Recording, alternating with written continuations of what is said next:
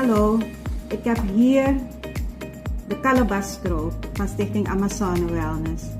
Het is een oeroude recept uit grootmoeders tijd en zit er wat extra mint bij.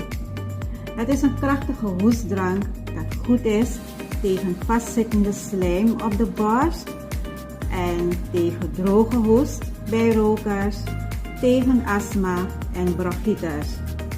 Het is overal verkrijgbaar bij diverse drugstores en het kost slechts 90 SHD.